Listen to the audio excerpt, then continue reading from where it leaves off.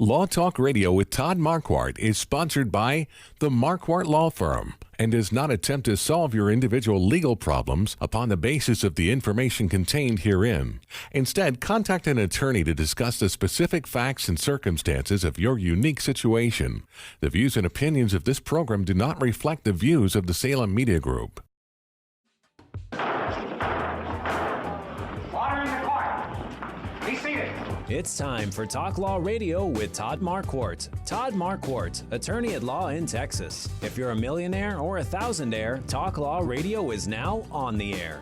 Call in with your business law question, your elder law question, veteran aid, Medicaid, build a business to get paid. 210-308-8867. Or ask a question online at marquardtlawfirm.com. That's MARQUARDT lawfirm.com. And now it's Talk Law Radio with Todd Marquardt. Welcome to Talk Law Radio with your host, Todd Marquardt. I'm Christiana Villegas, co-host of Talk Law Radio, and Marquardt Law Firm helps sponsor this show. I'm here today with Mr. Marquardt, and how are you doing today? Doing great. This is going to be one of our best shows, so if you're listening right now, you're in luck. And we're also on Facebook Live if you're tuning in. We'll be taking questions throughout the day because it's going to be a very special episode. We had to go to Comaroca's Mexican restaurant this morning. I got to enjoy the chorizo and papas plate. What about you, Mr. Marquardt? I always have the pancake and eggs, and they didn't have warm syrup, so I'll have to cross them off the list. We've been through a lot of restaurants, so some of them have been the Thousand Oaks Cafe, Bede's Mexican restaurant. We've even been to the First Watch, but we're still trying to look for our main restaurant where we can be able to visit every day, right? Yeah. If you have any recommendations for restaurants for breakfast on Saturday mornings, call in at 210-308-8867. We'd love to hear your recommendations. But aside from talking about our breakfast plans, what's the mission of Talk Law Radio? The mission of Talk Law Radio is to help you discover your legal issue blind spots by listening to me talk about the law on the radio. I'm Todd Marquardt, your host of Talk Law Radio. The State Bar of Texas wants attorneys like me to talk about the law, to inform the public about the law, but does not want attorneys to answer specific questions about your unique legal situation. Instead, contact a qualified attorney to represent you in those matters. Before we get started talking about the law, let's begin with a prayer. Of course. Dear God, thank you for this day and for all the gifts and blessings that you give to us. Please forgive us for our sins, our mistakes, for doing the wrong thing, or failing to do your will. Please help Master Sergeant Retired George Taylor, Bradley Dean, Christiana, and me give good information to the listeners about NASCAR today. Help us to use the gifts and talents you have provided for the good of your people, for our own good, and for your glory. In Jesus' name, amen. Amen. So NASCAR, I take it that we're not going to be having speeding tickets on the topic. Not yet. Well, why don't we talk a little bit about our guests, Bradley Dean and George Taylor. Thank you for joining us this morning. Thank you for having us. Yeah, George is first. So, how did you get into this? How did I get into this? I don't know if everybody remembers Desert Storm. It was right after Desert Storm, believe it or not. I mean, I grew up a little bit in racing, but more in drag racing and things like that. But after Desert Storm, I had to take some, with the military, we had to take some courses. And I happened to become good friends with a guy. We became buddies, we hung out together whenever we could. And his name is William Petty. Yes, he has an affiliation to Richard Petty, distant cousins they are, but he loves racing. He loves NASCAR racing. Anyway, we became best of friends, and he was the one that introduced me, into racing. But can I say a few things about William Petty? Yes. To me, he's Bo. One of of the greatest guys I have ever met. Give you the shirt off his back kind of guy. Super passionate about everything he does. Matter of fact, he can get a little bit annoying. He's so passionate about things. But just to show you how great of a friend he is, he's still one of my best friends, maybe my best friend. But he has 3 bronze stars. He was in one of the worst tank battles in history. And so that's the kind of guy he is. Super American, loves his country, loves his fellow man. So, but anyway, Bo William Petty is the one that got me into racing, and called me up one day. He says, "What are you doing?" I said, not much. I'm stepping away from the military. And he goes, "Well, head on to North Carolina. I may have something for you." Wow. So it started like that. And you'll tell us more about that in a little bit. Absolutely. Okay, also with us is Bradley Dean, who we call the super fan. Yes, sir. Since birth. Okay. How did you get into that? Well, my first memory of watching NASCAR was with my granddad and my dad in Lubbock, Texas, watching the 2000 Atlanta NASCAR Cup Series race. And Dale Earnhardt barely edged Bobby Labonte at the end, and I was hooked from then. But you don't drive for a living. You didn't. You weren't a member of a team for NASCAR. Are you allowed to say what you do for a living? Yes, sir. I work for Thriving Financial. Okay. And so that's what you got on your hat there. Yes, sir. Because one time they were a sponsor of a NASCAR driver as well, right? Yes, sir. Levine Family Racing. Used to be Michael McDowell was the driver. Number 95, it's on the back of my hat. But we went to a race in Texas Motor Speedway and had a great time. And Mr. Levine is a great guy. And like George is going to talk about, there's a lot of great Christians in the NASCAR community.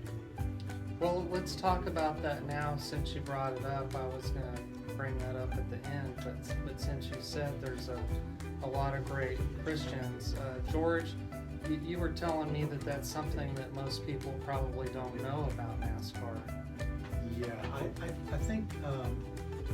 I think those that go out to the races know about it, but anybody else that just watches it on TV, it doesn't no justice. I mean, it's like the differences of watching an action-packed movie on TV and being in it, you know. So, but what I've learned, and I learned as I went when I was there, is that there's a strong fellowship on the track. And just to let everybody know, there was always men's prayer groups going on, and you know, it was sometimes it was run by one of the drivers. But the guy that comes to mind is Morgan Shepherd. Is his name. He's still actively driving. He's almost 80 years old. Oh wow! I hope I got that right. He may get mad at me if I remember he big ones. But there was always a strong fellowship, and they were very giving to the community. You know, they also the Make-A-Wish Foundation. We were involved with that, so we try to get bring any children that were having any kind of medical issues. They put together events to draw money to help them with their medical bills and things like that. But the Christianity was always, you know, on track, and they would have on Sunday they would have church in the infield, and just about every owner, driver, a lot of the mechanics, if you were not busy, because let me tell you something, when you get on a track, it's extremely busy. It's just I don't even know what to compare it to, but if you could pull away and just watch, they just look like a bunch of ants going all over the place.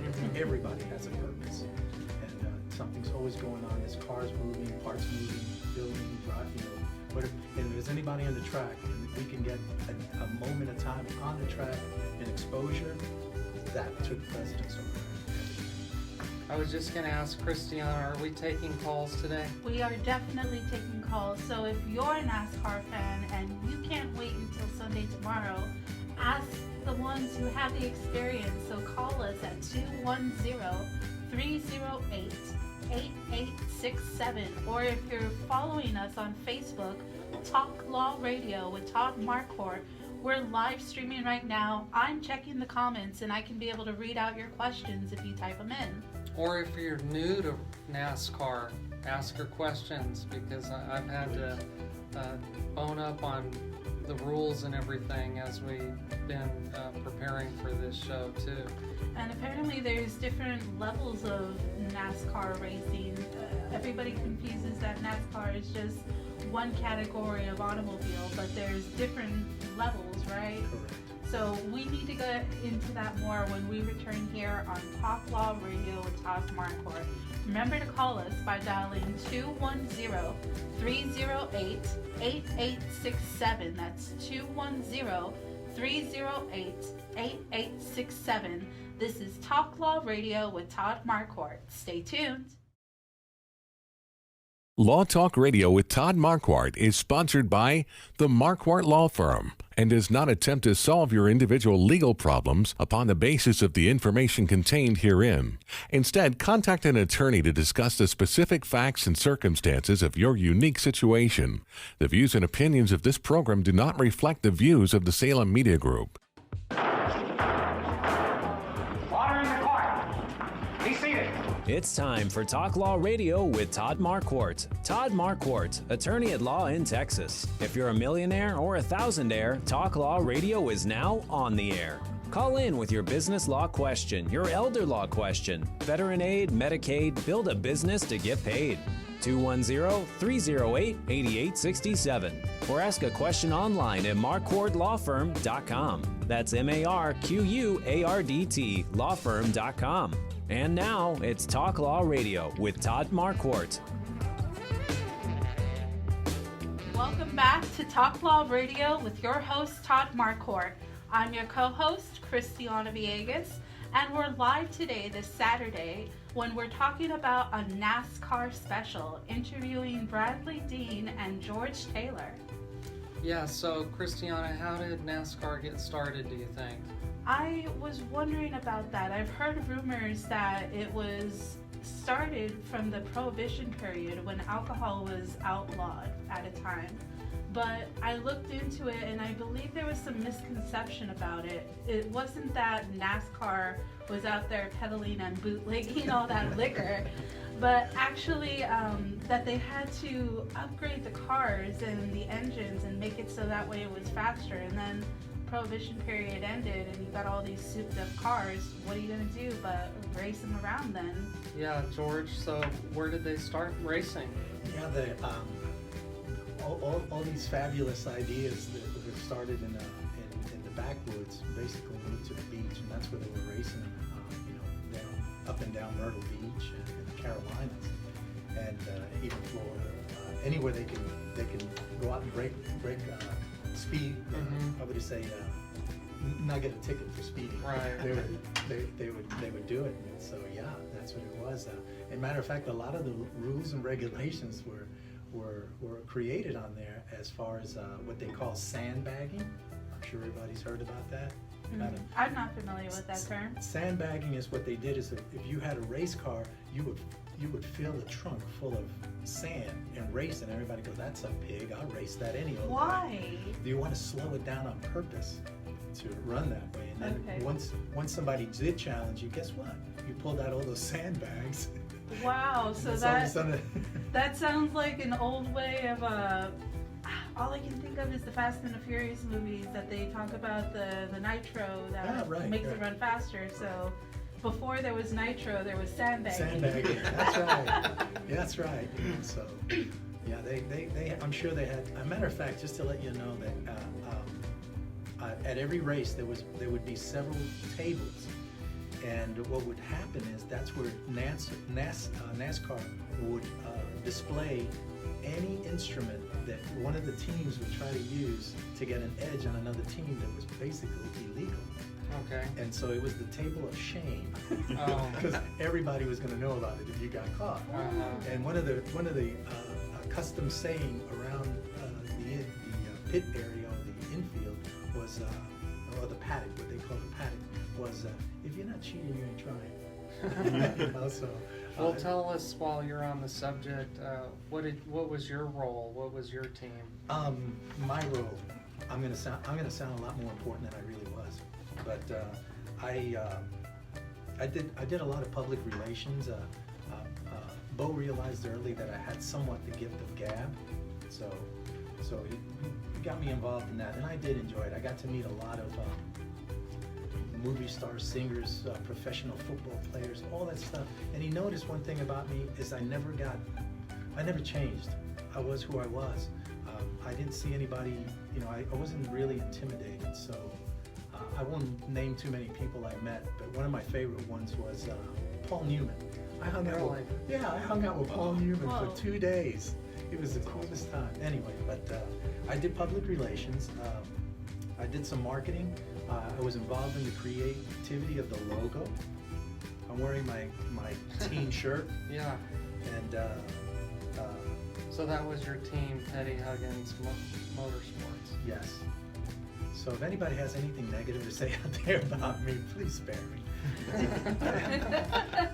But anyway, that's what I did. I was also the jack man on race day. I take a lot of pride in that. I got in trouble a lot, by the way. I got so antsy, I jump over the wall a little too early. So sometimes we got penalized about that. So there's a lot of rules. Oh, and since we were talking about alcohol and NASCAR, just to let you know, if you bought an ounce of alcohol on the inside the paddock or where we kept all the cars or the pit, NASCAR will lay a heavy fine on you. Oh goodness. I read a court case about a driver that was randomly drug tested, and he got in trouble, and the reason it ended up in court is because he was trying to sue NASCAR, the company, for defamation, and the court said, but you signed all of these things that said you would abide by the rule book. Right. They did, and they hold you to it. They were really, really tough on it. So I noticed every now and then everybody would complain. We would say some folks were treated like prima donnas, and you come to an understanding. Obviously, we didn't bring in as much money as Jeff Gordon. So I'm not saying Jeff Gordon had an up on us, but he's another great guy, by the way. But it is that way. Okay, Bradley, I want to ask you about your racing experience. Okay, so from 2001 to 2003, I raced quarter midgets here locally in San Antonio and in Austin. So what is that exactly? So a quarter midget, there's a full-scale midget car, which are called sprint cars, and they race on dirt tracks and short tracks. Quarter midget is basically a quarter size of that full-size car. So how old were you? I was 9 to 11 years old. Okay. So can you describe what this car would look like with a 9-year-old inside of it? Yes, sir. So we had a 1984 Fast Track. We bought it used from somebody, and the year was 2001, so you can imagine how 20-year-old car already. Yes, sir. And it was an old asphalt when I first started, so I was pretty good, I guess you could say, for my division. But describe the car. What does it look like? So the car, I don't know how many horsepower it has, but it would go 40 miles an hour in a 1/20th of a mile track. And how tall would it be if a 9-year-old was standing next to it? It would be up to my shoulder as a 9-year-old, so about 3 foot tall, probably. Earlier you said it's like a lawnmower. Yes, sir. it is like a lawnmower engine with a roll cage. Okay. Yes, sir. So would it kind of look like those Mario Karts? That's a great comparison. Yeah, I've never thought about that. And not to laugh at what he described, but just remember, some of our best race car drivers came from that world. Jeff Gordon, Stewart, a lot of these drivers, I'm sure they have the Labanis, so that's where, let's face it, race car drivers are not, they're not born, they're created. So if you're tuning in, I'm sorry to disappoint you. It's not Sunday yet. You're tuning in live here on Saturday, and this is Talk Law Radio with Todd Marquardt, talking about our NASCAR special with the veterans who were in the field and on the track. Bradley Dean and George Taylor. So a little bit more about your experience and your championship wins. Well, I wouldn't say championship wins, unfortunately. I had a few race wins. Okay. But like we're going to talk about today, there was a guy that had a better sponsorship, we'll say. His dad owned a construction company, and he would whip us every time. Oh, goodness. But anyway, it was a lot of fun. I made a lot of great memories, and have to thank my dad because he was the owner, the crew chief, head mechanic, head sponsorship. I mean, he was everything. Wow. Can I ask him a question? Yeah. Sure. What did it cost you to run that operation, and how long during the season did you operate? So, funny story, and this is kind of why one of the first things that got me into what I do today now. But so we would have to buy new tires every race, and they were $50 a tire. I know the feeling. Yes, sir. And so my dad gave me some candy to sell door to door and raise money for the tires so that I would go faster. Wow. Okay. I mean, the car itself was maybe $1,500. Not too bad. Anytime you had to replace a shock, it was maybe $70. Oh, and, goodness. you know, and stuff breaks. It's a race car. Yep. Every day.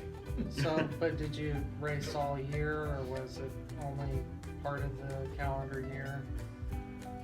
I know they're still racing now, and I think it starts about the same time NASCAR does in February, and then ends in maybe September, a little bit earlier. But yes, sir. Okay. So how fast would the cars that you were racing in, the smaller ones, do you know how fast of a mile per hour you were getting? Yes, ma'am. I mean, the little 1/20th of a mile. I mean, it's a paperclip. You would stay full throttle the whole way around, and it would go 35, 40 miles an hour, and there would be 8 or 10 of us out there, all 10-year-olds. But Racing just for the flag. imagine sitting on a lawnmower going that fast. Yes, Now, sir. he's not giving himself, Bradley's not giving himself enough credit. When you drive a little car like that in a little spot like that fast, just remember, how many cars did you have in there at the same time with you? The most was 12. Okay, And so picture yourself inside a blender, turned at half speed. That's what it's like. So Oh, no. things change and come at you really fast, even at 40 miles an hour. So, Yes, sir. And I learned how to race, learned how to drive with no mirrors, no spotter like NASCAR drivers Yes. have. It was all feel. So since we're talking about the speed of how everything goes, Cristiano, I wanted to bring up a case that I discovered. It's actually a criminal case that will help us describe how fast NASCAR drivers actually go. And I want to reenact cross-examination of a criminal defendant. Oh, Okay? let's go. So I'll be the prosecutor and you be the defendant. Okay. You said you were pulling over from the police when they stopped you. No, I didn't say that. What did you say then? Well, let me correct you. I said when I saw the police sirens going Oh, that I sped up because I got nervous because I was drinking and I didn't want to get a ticket for DWI, so I sped up and tried to get away. you didn't mind if you caused an accident or killed somebody? Oh, no, there was nobody. I may have been speeding, but I was very cautious, like making sure. So you were going about 100 miles an hour. Huh? You were doing about 100 miles an hour. Oh, yeah, well, there's people that drive faster than that in NASCAR. Okay, but you say you've been drinking all night and didn't want to get pulled over for DWI, right? Yeah. Were you drunk? Well, I was drinking. Were you drunk? You can say I was intoxicated, but I wouldn't say I was drunk. I just couldn't pull over. And you're being cautious, doing 100 miles an hour, running through red lights and intersections, and you're being cautious? Well, there was nobody out there at that hour. And you knew that before you went through those intersections? Well, I'm pretty sure because I checked real quick. I'm not blind. I can see. Okay. So I just wanted to bring that out because he mentioned NASCAR. It was just funny to me. So We got to hear a little bit about how fast Bradley was going, but after we come back from this break, I would like George to be able to answer us, how fast do the actual NASCAR cars go on the track?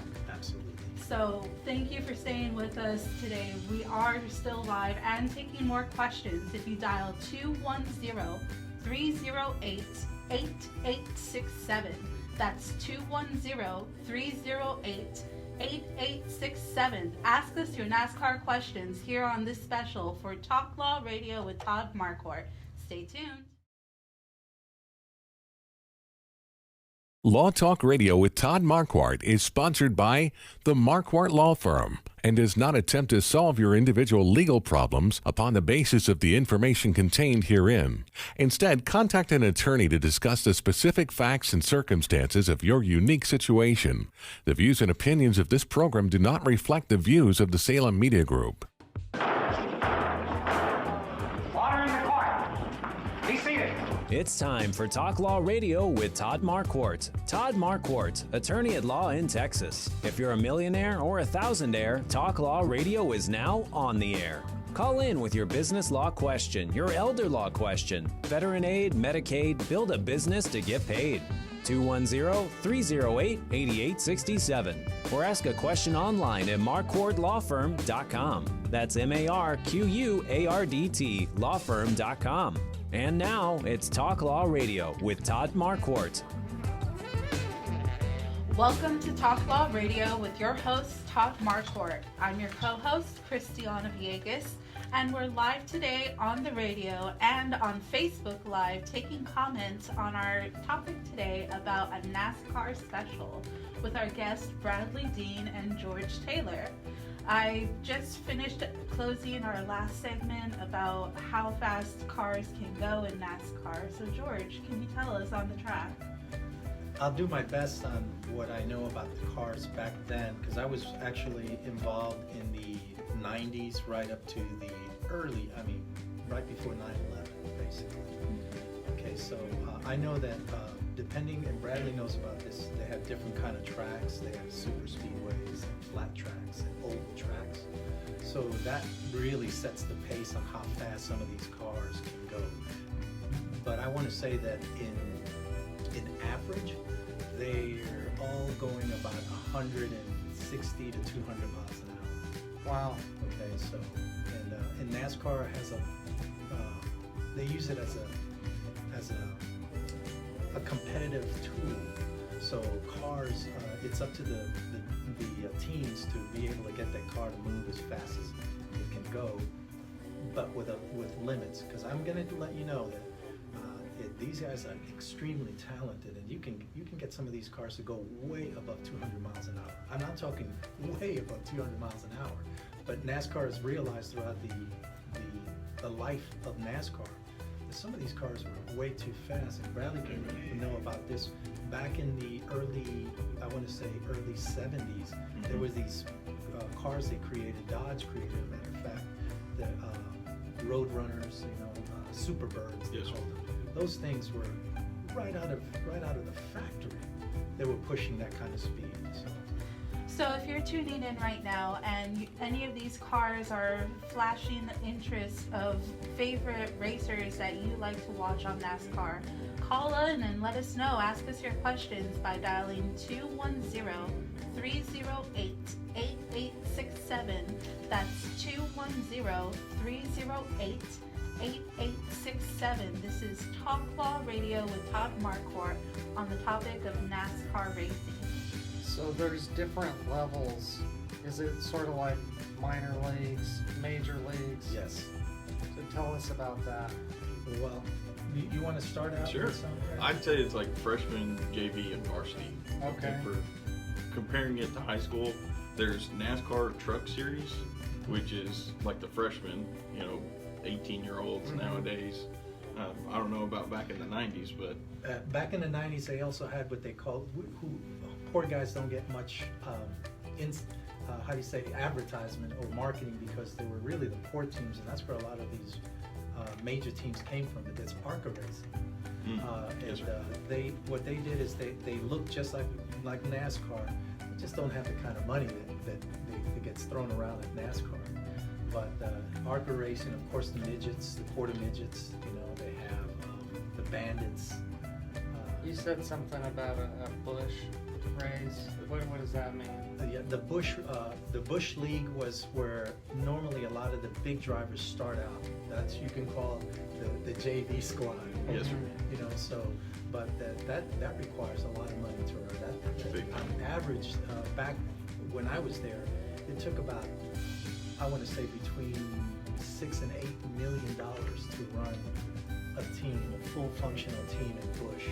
And for I'll call it the upperclassmen, would be back then. Just some of you guys go, this guy's really old, because I'm going to mention Winston Cup. Woo! Okay, and next step. So that makes me extremely old. But that's the big league, and those cars at minimum $10 million to run the team. Where do you get $10 million? Not from my experience. But that's where sponsorship comes from. Yes, sir. And I know that Bradley can go at the local level of sponsorship, because I know that's what a lot of the ARCA racing and the quarter midgets and all that, they stick real close to their, the local warehouse, grocer, Engine shop, yes, sir. engine shops, anybody that can give them $1, to include, selling candy. Yes, sir. And so are all the cars the same? Yes. Yes. Same but different. Same but different, and that's why it's so hard to describe. But there's NASCAR provides what they call templates, and every car has to fit that template. It measures the car from front end to back end, from side to side, all the way back, and It's got to be the same shape. Correct. basically the same aerodynamic shape. Now there's little places you can tweak, and that's where creativity comes from. And I'm going to tell you, I ran into some of the smartest people I have ever met in my life with zero, I can't say zero. Most of them, yes, graduated from high school, but some of them had minimal amount of education, and they had more creativity and ability and understanding than an engineer. I mean, these guys, I met the engine tuners for the Ronald McDonald car. When I met this guy, I couldn't stop staring at him. He just didn't seem like somebody, that you would, compare him to Einstein. But this guy I promise you, I watched this guy fine tune headers. I don't know if anybody knows what headers are, but headers are part of the car where the exhaust manifold feeds into, and they're so important to the horsepower of an engine. But this guy outdid a computer in tuning headers with his own ears. I was like, what? I just Can't teach that. right, so did I answer your question? Yeah, you did. What about the differences between Ford and Chevy and Dodge and Toyota? Does that matter? It does, and I'll tell you where it matters. Not so much in the shape of the car. Some it does, very little. What it matters is how much money they give to the series. What it is that sometimes the individual teams they get some like stipend of money, but for the most part, it's testing. Yes, sir. These companies, Chevy or Dodge, they allow so much money to be used for testing, and they take that technology and invest it back into their own vehicles. So if you see a new Dodge with more horsepower, they may have gotten a lot of ideas from NASCAR. Okay. So. And you mentioned sponsors. What are some sponsors that you worked with? We dealt with several. I would say that the biggest one we had was Island Oasis, which I'm wearing wherever you guys are, I'm giving you free marketing right now. Yeah, I see it on your jacket Yes. there. Watch on Facebook, because this jacket is awesome. But, And definitely, if you're not already subscribed to our YouTube channel, look up Talk Law Radio with Todd Marquardt, and you'll be able to see George Taylor with his amazing jacket on our YouTube channel. But in the 90s, That was during the .com era. All the websites and the internet. Did you pursue those sponsorships? I'm so glad you brought that up because yes, we were one of the first ones on the track. We tried to secure. Okay, I'm gonna go way back, historical days, but AOL. We approached. Yeah. That brought back some memories. Right? Can you still hear that dial tone? But yeah, we went so far back to those days. But we secured Yahoo, who is still alive today. Hoorah! But if we had more time, I could tell you a funny story that happened, how we secured that. It would be hard to believe it. If Todd gives us a little more time later, I'll go back and explain how we got that sponsorship. So I have a quick question. Every time that you had a change in sponsorship, if someone dropped from being a sponsor or you got a new add-on, did you have to throw out the jackets, or was there just like a process of putting in a new embroidery design? No, we had to change the jacket. We had to. That's why this one looks in such good shape. It's slightly used if anybody wants to play. So tell us about, but besides the tweaking of the car to make it go faster, what are some other things that you would use to get a competitive edge during a race? During a race, you Strategy. mentioned. Oh, really? What about strategy? The crew chief. oh yeah. The crew chief determines when you pit, when you get new tires, how many tires you put on, what adjustments need to be made to the track bar to make the car tighter or looser. And looser means the back end's stepping out in the corner. And If you lose, you're fast. yes, sir. Amen. I'm sure that's a lot of misconception that people who don't understand NASCAR, I will admit, I wasn't a big fan of NASCAR. It was hard for me to understand why are people so interested when they're all going in the same direction, they're all going in the same circle, but Turning left. from Yes. and they're all Go going in the fast. same direction. If you're not first, you're last. But it sounds like there's a lot more intricacy and movements and decision making that has to go into it in order to get that edge just by a couple of millimeters, right, Brad? Absolutely. Maybe Well, less. We really have to cover more of this when we return from break. So stay tuned. Send us your questions through Facebook live stream if you're in the comments section. But dial in at 210-308-8867 as we talk about NASCAR here today on Talk Law Radio with Todd Marquardt. Stay tuned. Law Talk Radio with Todd Marquardt is sponsored by the Marquardt Law Firm and does not attempt to solve your individual legal problems upon the basis of the information contained herein. Instead, contact an attorney to discuss the specific facts and circumstances of your unique situation. The views and opinions of this program do not reflect the views of the Salem Media Group. Water in the court. Be seated.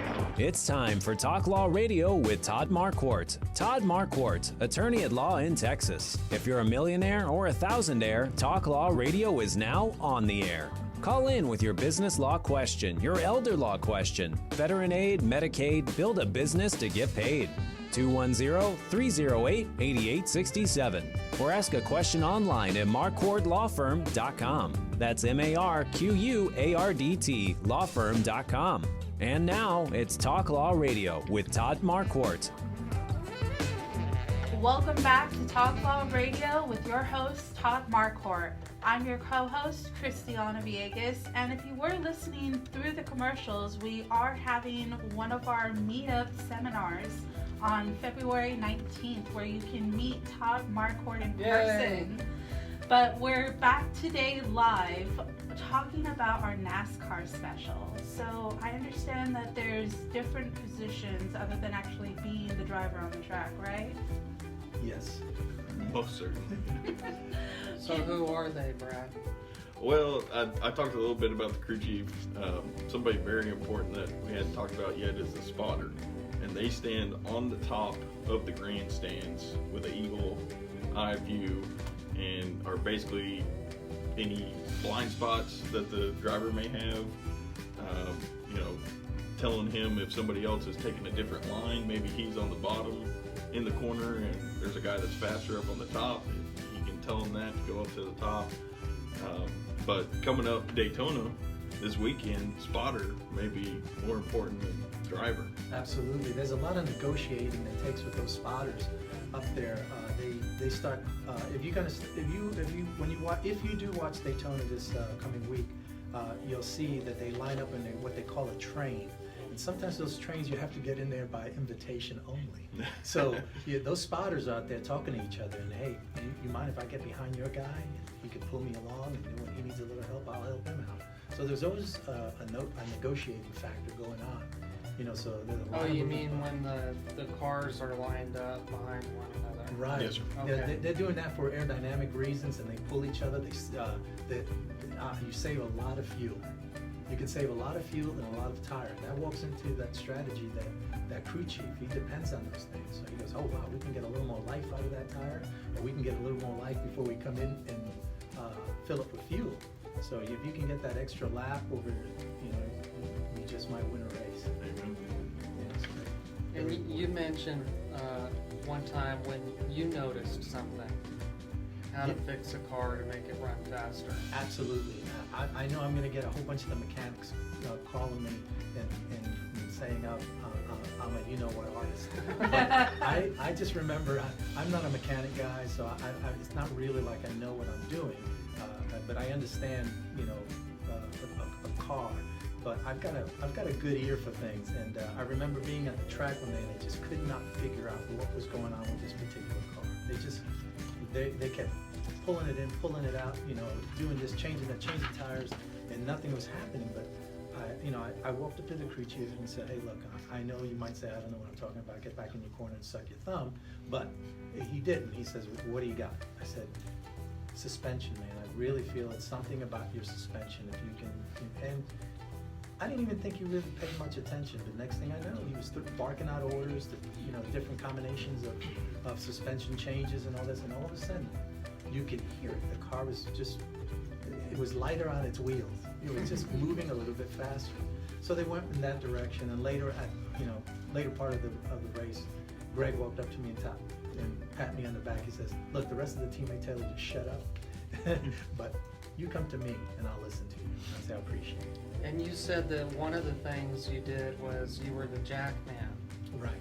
And what is that like, to be the jack man? Oh, man, very exciting. The jack man sets the pace. He's the first guy over the wall. So you come over that wall, and then everybody else follows suit.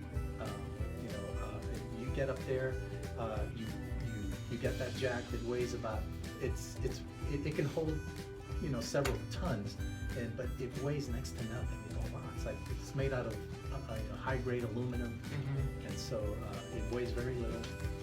You jump over the wall with that, and that's why I guess they want you to be a little husky. I use those words today, husky. So anyway, what was so cool about that is that I had to be taught again. And what you do is you take that jack, hold it close to your body, saving your back, and you look down the lane as the car's coming at you at 55 miles an hour, and you bend over and it barely slides across the top of your head. That's how you know you're not too far and you're not too close. If you're too close, it knocks you unconscious. If you're too far, you miss lifting the car, and everybody's going to beat you up afterwards. So there's also a knot on the right where you're going to lift that car, and you have to be precise in planting. And it's what they call you're a two-pump jackman. It takes 2 pumps, and that car is in the air. And of course, that's where the tire guys go to work. So you mentioned the danger that you had to experience at being the jackman, but what other dangers do the rest of your pit crew have to face? Besides getting struck by a race car, there's the biggest fear was fire. Some of this fuel was high grade and had a lot of alcohol, so when it burned, you couldn't see it. And as a matter of fact, one time my leg was on fire. I had no clue. I just had this warm feeling like the temperature was getting up. So somebody said, hey man, and everybody's pretty calm. They said, hey, your leg's on fire. You know, so, you know, then they patent and put it out. But they have other things there that help you, you know, distinguish the fire. But I want you to know that today, everybody, NASCAR knows about these things. So now everybody's required to wear Nomex suits, complete covered, gloves, Nomex gloves. You have to wear a helmet for those, so you don't have a head injury, you know, and the proper shoes, and you are well trained. It's no longer that you can just walk off the street and become a jackman or a crew member. Don't want to have a Ricky Bobby incident, right? No Ricky Bobby. Brad, what are some other dangers that you've seen as a super fan? I would say for the drivers, anytime they crash, you know, something could explode in the car, and if they flip, I mean, I flipped twice when I was racing quarter midgets. One of them was a full rotation, and one of them I just kind of plopped over, but it's scary. Anytime you wreck, for sure. George, you said before that they had to modify the cars so that they were all tethered, all the parts were being tethered together. Correct. These cars, again, they're traveling, you know, 200 miles an hour plus in some cases, right? They hit that wall, they start to disintegrate. And so what they did is they had to tether everything, the tires, the engine, and I can tell you that you know, we learn from our mistakes. And I remember when they tethered the engine because I think it was the Bodine brothers had a really bad wreck, and we were there for that race, and I thought he died. It was just horrible. And the car, it was in the truck series. It crawled up the wall into the fence, and the engine landed, but I want to say 5 feet from our photographer. Okay, that's a whole engine that flew. You know, I don't know how far. You know, so and let's not forget. We lost we've lost several race cars, but I was present when it happened was Adam Petty and Dale Earnhardt. I happened to be there when those things happened. And you talk about, it didn't look that bad. That's what everybody said. You know, I remember turning my head when I was sitting on top of the hauler when I heard him hit the wall, and I said, it couldn't be that bad. And sure enough, you know, we lost Adam Petty. So it sounds like although we don't face the same regulations of being on the road and on the highway of those traffic regulations, there's still laws to consider, like the personal injury cases, right, Mr. Marquardt? Yeah, I read this case here in San Antonio where there was an accident. The volunteer fire department went to the scene, but somebody forgot to close one of the back doors on the truck. And the fire truck was driving to the scene, going the wrong way down a one-way street, and so the guy that was waiting for the truck was facing the wrong direction. He was waiting for it to come the other way, and the truck didn't have its sirens on, so he didn't hear it coming. And when the truck flew by that man, that back door that was open just hit him and knocked him down, and I guess caused an injury. So again, it's nothing against NASCAR. It just happened during a NASCAR race. But one thing I wanted to make sure and ask is, you said that Jeff Gordon was a phenomenal driver. And so what is it that made Jeff Gordon so damn good? You know, I got it here. Brad, who are some of your favorite drivers? I would say definitely one of my all-time favorites was Dale Earnhardt. My favorite right now is Brad Keselowski because he's kind of an old school feel about him. But what would you say about Jeff Gordon? You know, Jeff Gordon. I remember I was walking down in the infield, and I ran into Ray Everham, and he was Jeff Gordon's crew chief at that time. And I said, "What makes him so great?" And he says he's a cookie stamper. He says he can duplicate a lap to the T every time. And if you can do that on a track that you're going to go around 500 miles, 300 miles. That's incredible. Yes, sir. Okay. That's another huge challenge that we hadn't even talked about yet, the length of the races. And another challenge that we're gonna have is wrapping it up in the next 2 minutes. So Yes, ma'am. a quick 30-second summary.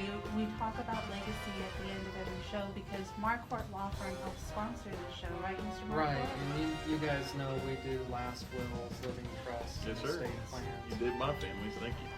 You're welcome. So Bradley, what would you say your legacy is going to be? Wow, what a question. I hope spreading the word of God as much as I can and loving my family. That'd be my legacy, I hope. Amen. Yes, sir. And how about you, George?